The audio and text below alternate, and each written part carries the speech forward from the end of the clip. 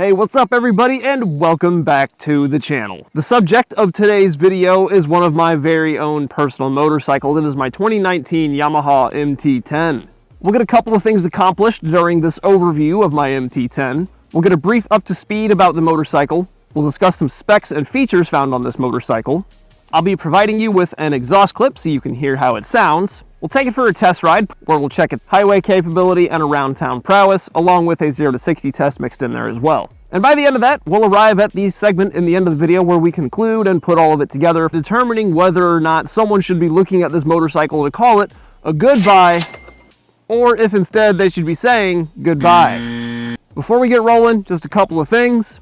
If by the end of this video you enjoyed this content, please leave a like on it. If you decide that it's not good enough for a like, drop a comment below, let me know what I can improve on to earn your like in the next one. And as always, there's a handful of affiliate links in the description below. That's the second best way to support me, aside from watching and interacting with my videos. And speaking of my videos, if you're looking for a motorcycle and you want to learn a little bit more about it, there's a good chance I might have ridden it. Check this playlist right up here. But for right now, let's get back to this video. For those of you who may be unfamiliar with the MT-10, let's talk a little bit about what this motorcycle is. Making its debut back in 2016 as the FZ10, up until I want to say 2018, and that's when it became the MT-10. No changes between those model years to the bike, just the name. The MT-10 is derived from its super sport cousin, a bike that you might be familiar with. It's the Yamaha YZF R1. This motorcycle uses the same mainframe. Surface level stuff includes a more upright seating position with bars that sweep up rather than kicking below the triple tree, different wheels from the previous generation R1, and a motor that is still from an R1 yet retuned, has different cam profiles, and a couple other miscellaneous items within the rotating assembly that don't make it quite as powerful as the R1. In short, Yamaha wanted to take superbike DNA and sprinkle in something that made it a bit more commuter and everyday rider friendly. And if you look at the specs, I think that's pretty on the head, but just in case you haven't read them yet, let's talk about the specs right now. Starting up at the front, we have a set of 320mm discs. Each of these are clamped onto by a set of 4-piston, radially mounted Advix calipers. And in the rear, as with most motorcycles, we find a single disc that is 220mm in diameter, and Nissan actually provides the caliper out here, which is a single piston. And for our suspension, we find a set of 43mm KYB fully adjustable forks up in the front, and that front suspension from KYB stays the same in the rear with a KYB monoshock with full adjustability. And at the center of all of it, the masterpiece of this machine, is the Yamaha 998cc cross-plane 4-cylinder straight out of the R1. Yes, it has a different cam profile. Yes, the connecting rods are not titanium. But bearing all of those changes in mind, the engineers at Yamaha decided to run with a lower red line while retuning that engine for torque, giving us 81 foot-pounds and about 160-ish brake horsepower. That cross-plane crankshaft found in the MT-10 gives it such a unique growl and sound profile. It's instantly recognizable and super addicting. And yes, though it is retuned and doesn't make the 200 brake horsepower that the Yamaha R1 makes, the throttle mapping and gearing allow this machine to truly be a street-going powerhouse. And that engine is mated into a 6-speed gearbox. This transmission does feature a wet multi-plate clutch with an assist and slipper setup. The MT-10 comes in with a seat height of 32.9 inches. That's pretty tall, and it weighs in at 463 pounds, wet and ready to ride for this 2019 model year. My rider dimensions are 6'1" with a 32-inch inseam. Yes, the seat height is a little bit higher than my inseam, but what you'll find is that it's pretty narrow, tapering down into the saddle, and most of the time when you get on it, it'll squat a little bit, and you can actually flat foot this if you're around my height. It puts you fairly upright in the saddle, almost akin to like an adventure motorcycle, but it's got the chassis and suspension and braking componentry to give you that superbike DNA that makes it a really good weekend ripper, daily commuter, or a highway blaster. You can see where my rider triangle is at. I'm pretty upright. I've got a slightly forward bias. I can't sit all the way upright, but it's enough to keep my weight over the tank so that I can find grip in corners when I need it, while also not killing my wrists and forcing me down completely into the little bubble. And you can see by my rider triangle here, my feet are slightly behind me. The bars do require me to have a slight cant forward, but my back doesn't have a tremendously uncomfortable arch in it. My wrists are fairly relaxed. and my hips can actually take this rather than a Super Sport that would have me somewhere probably up here. This was one of the main draws and reasons that I bought an MT-10. I wanted 1000cc levels of fun, but I wanted an adventure bike comfort. And one of the best parts about buying a motorcycle is that you get to accessorize it and make it your own. There were a couple of things that came on this motorcycle when I bought it. It was pre-owned when I got my hands on it. I think it had like 4,000 miles on it, got about 10,000 now. I'll just very quickly run through the list of mods that it has. RNG front axle sliders, also have these SW Motec frame sliders along with these T-Rex racing engine covers. You can actually see that these are a little boogered up from the previous owner who took a spill on it prior to me owning it, and the exhaust actually suffered a little bit, but that's a good segue into the SC Project slip-on exhaust that it came with. This is just a slip-on. You can still see my bread box down there, catalytic converter, all the original equipment leading up into the exhaust header.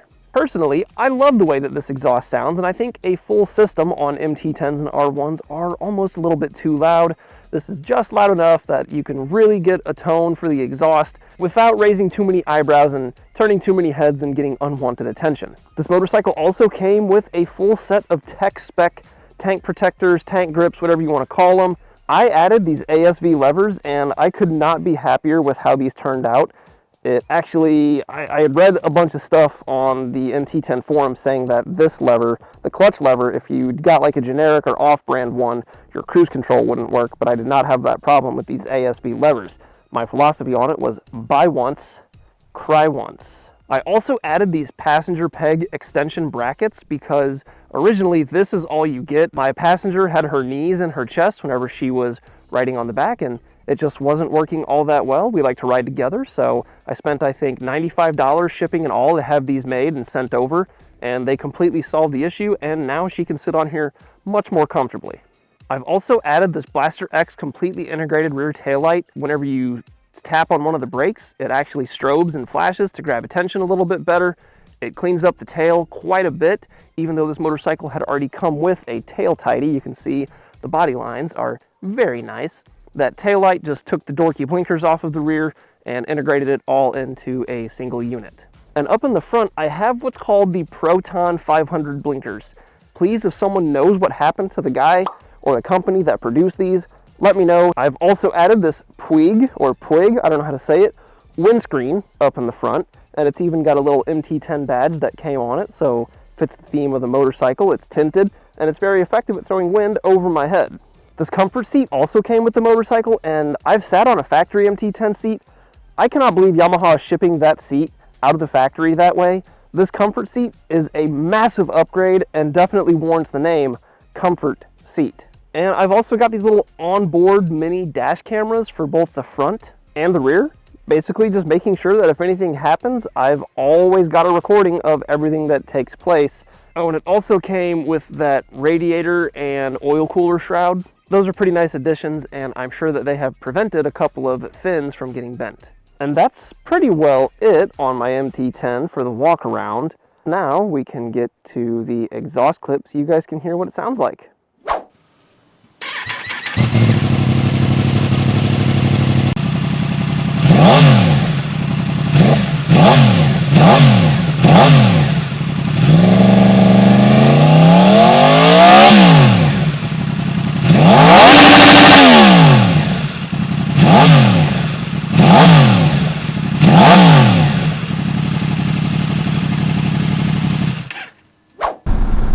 Well, all right, everybody, here we are. It's the test ride segment of the video. Slightly different ride today in regard to the route that we're going to be taking, but we are going to get over to where we usually do things, and we'll have some familiar scenery and some areas where we like to accomplish certain tasks in these test ride portions of the video.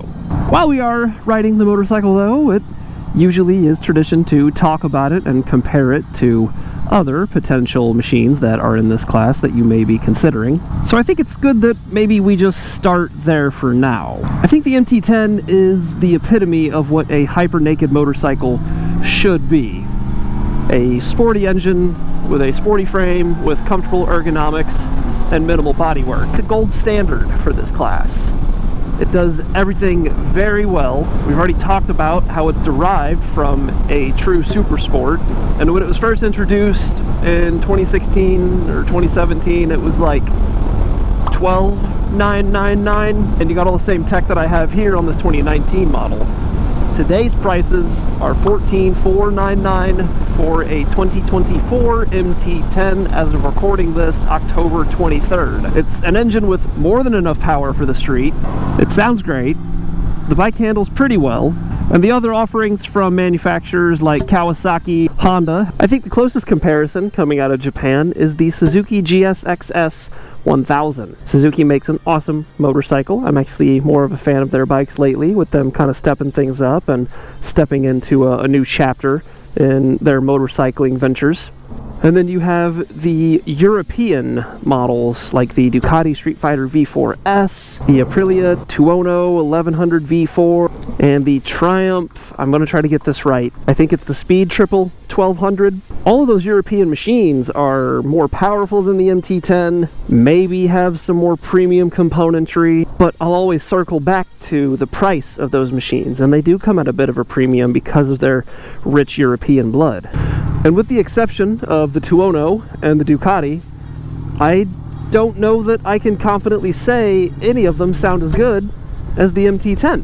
The CB1000, Z900, and GSX S1000 all are flat plane inline 4-cylinders, and they're just kind of generic. The Triumph, to top it all off, is a 3-cylinder, which I cannot confidently say I like better than a 4-cylinder. The MT-10 inline 4-cylinder, though, with that cross-plane crankshaft, gives it a very nice soundtrack, and it's hard to, really stack anything up against it to say that it sounds better, again, aside from those European brands, because this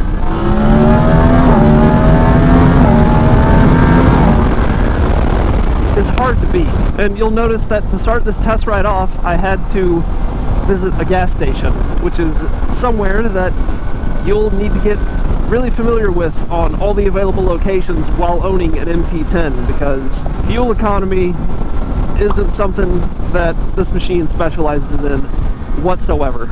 I can probably check my average right now. 32.4 miles per gallon average for a motorcycle. That is not very good. The new generation claims to be a little bit better because of some gearing changes and tuning changes in the fuel map, but for those gearing changes, to my knowledge, I think Yamaha made them a little bit taller, so we do sacrifice some low-end oomph for some better fuel mileage, which there are trade-offs to be made all the time with motorcycles. And if fuel economy is something that you're concerned with, you're probably not looking at an MT-10 in the first place. But if you are looking at an MT-10 and you're hoping for good fuel economy, unfortunately, that's just something that you're going to have to learn to live with if you want to own one of these machines to make it your daily rider. Now, by no means does the MT-10 have the ability to set land speed records, but it is no slouch, and it is very fast. And there's probably not a lot of muscle cars and sports cars on the roads that can keep up with it. And in regard to highway travel, right now I'm in 5th gear, pulling 7,000 RPM, 89, 90 miles per hour. It handles the highway really well, and often overlooked feature on so many motorcycles today is cruise control. Cruise control is probably my favorite feature about my MT-10. Really lets you take a second to relax with the bike and let it do the work for you, rather than trying to hold your hand open at all times. So highway prowess is an absolute check mark. And the place we are headed to now is a place that has been featured in a lot of my test ride videos lately. We're going to be doing a 0 to 60 test along with a short wheelie test for the MT-10. Not super scared to wheelie the MT-10, as it is my personal bike, so don't feel like I'm doing anything wrong. Sometimes whenever I review the bikes at Big St. Charles, I'm a little hesitant to pick that front tire up off the ground because they're not my bikes, but I never go crazy with it, and I do just enough to get that front tire off the ground to prove that it can do it at all in some capacity. Okay, so as you can see, the ground is very flat and level out here, so we should be able to get some fairly accurate 0 to 60 times. We are going to get ourselves set right here. Just go into mode 1, turn traction control off, And to preface this 0 to 60 run, I'm not a professional, okay? This bike has a lot of torque. I'm going to try my best to go from 0 to 60 as quickly as possible, okay? That's all I can promise. 3, 2, 1.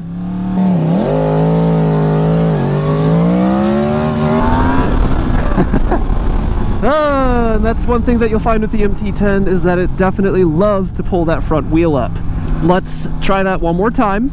And let's try to keep that front wheel down a little bit more. Let's try to keep our body forward. 0 to 60, MT-10, take 2. 3, 2, 1, go. 60.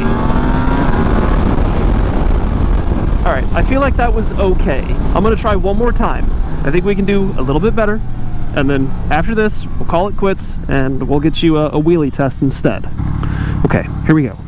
3, 2, 1, go. 60. All right.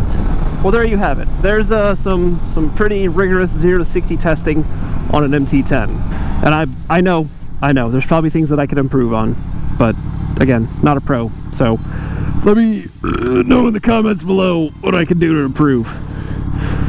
For now, though, let's see if the MT-10 can wheelie.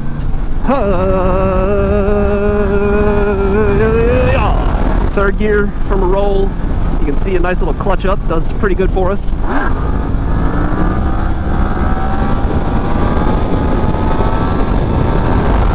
So yeah, the MT-10 does wheelie, and it does it pretty easily. It is a fairly violent bike though, so sometimes it will do it without you being ready for it. But maybe that's part of what makes the MT-10 so devious. Japan.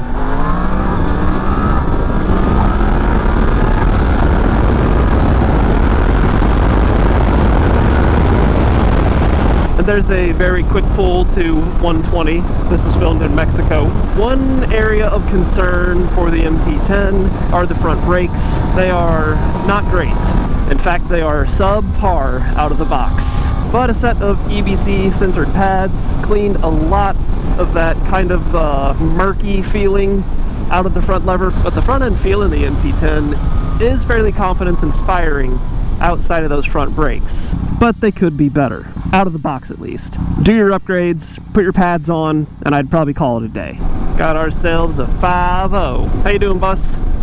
Yeah, we'd like to report a black motorcycle, a rider wearing black. Okay, sir, do you have any other description? Most motorcycles in the world are black and most gear is black. Can you provide any further description? He had a bright white helmet on. Okay, we got him. Just passed him. Ladies and gentlemen, we got him. So for around town, the MT-10, it's okay. It's not happy going slow though. And I find that the motor's happiest above, you know, probably 4,000, 5,000 RPM is where it feels okay. Or lower than that, I don't know, feels to me almost like the engine isn't running optimally. Like it doesn't feel unhealthy, but a few clicks down, turning more RPM sounds healthier to me. So if you're in like a more densely packed city where you're not taking a lot of roads that are 70 mile per hour interstates or 55 mile per hour side roads, areas like that I think are where the MT-10 really likes to live. But that's not to say it can't do stuff like this. It's just not an ideal environment, but it can do it. So don't let that discourage you from scooping one of these up, because as long as you're getting it out of this kind of environment and letting it stretch its legs and be a super bike in disguise, I think you'll have a great time with it. I do, and I live in a fairly urban setting. Day-to-day comfort with it, awesome, awesome, awesome. I feel great in the saddle. It's a nice, confident, locked in position, and it's not over the top aggressive like on a true Super Sport 1000, which would have me begging to get off of it by now.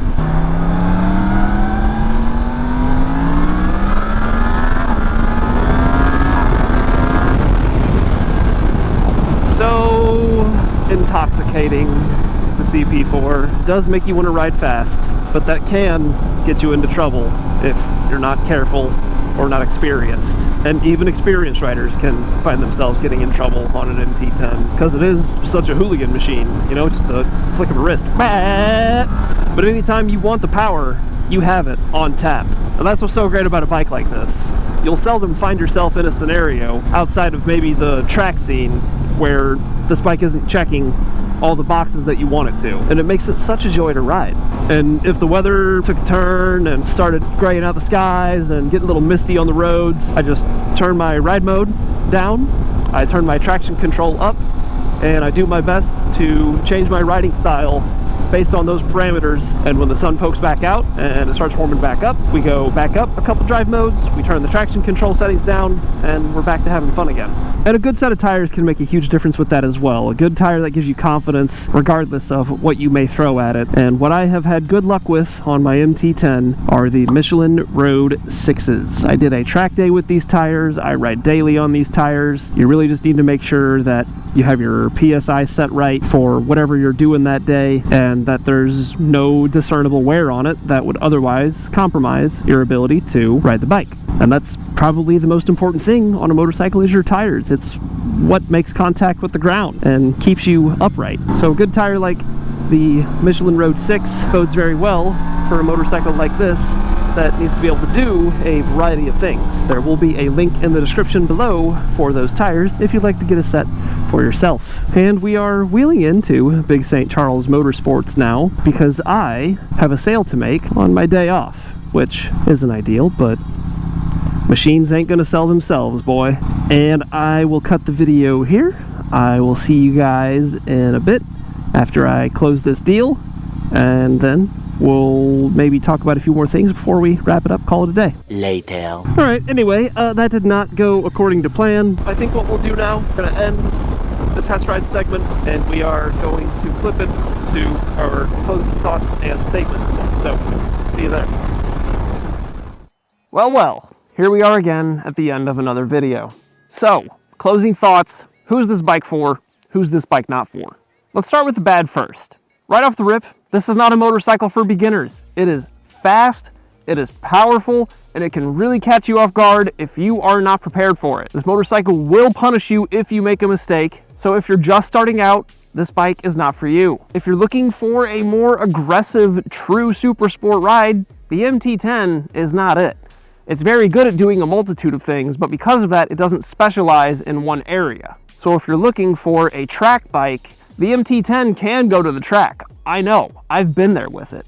But while out there, I could really tell that the other machines that were designed for the track were far outperforming what this bike was capable of.